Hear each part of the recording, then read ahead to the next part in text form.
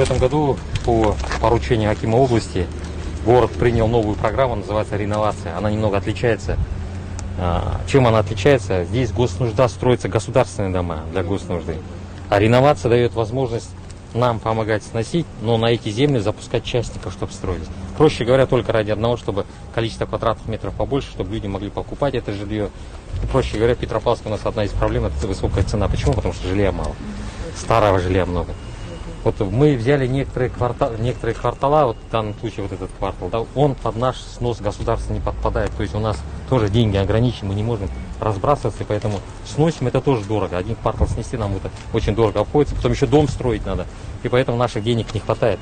Мы строим, но из переходящих продаем дом, опять строим, продаем, строим вот так. Но ввиду того, что хотели бы частников к этому делу привлечь, чтобы и частные компании строили, мы вот через эту программу реновации, которую Кумар Гибаевич в нее изменения, он добился того, чтобы в нее изнесли изменения. Теперь по реновации можно сносить не только многоэтажные дома, но и вот такие аварийные старые дома. Но здесь отличие в чем?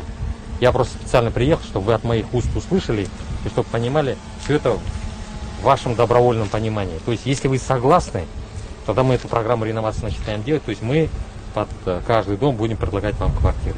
Сносим, и потом частники сюда заходят и начинают строить. Часть нам возмещает, нам деньги, которые мы потратили, нам возмещают, и мы дальше таким образом идем. Но тут сразу проговорю один момент, в отличие от госнужды, тут дело только добровольно. Если вы согласны, мы будем. Если вы не согласны, мы дальше будем пытаться другие районы уговорить. Если пойдут. Только один момент.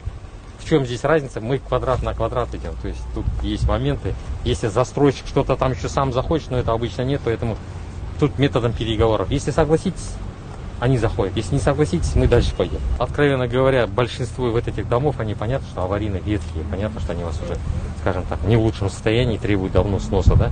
Но пока что мы с государственными деньгами сюда не можем зайти.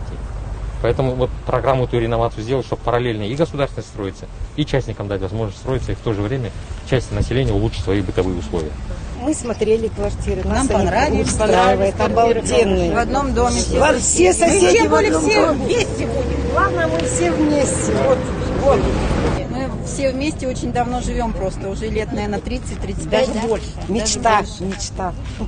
Тогда с понедельника начнем работать, и уже где-то к концу следующей недели вам конкретно скажут, где, что, как. Мы будем надеяться, вы нас не обманете. Нет. Я поэтому и приехал, честно говоря, сам, чтобы сказать, что вы через кого-то не слышали, сам приехал сказать, что будет вот так, если вы согласны. Если вы согласны, все, в других вариантах. Мы рады, что вы нас Хорошо. не оставляете. Не оставим,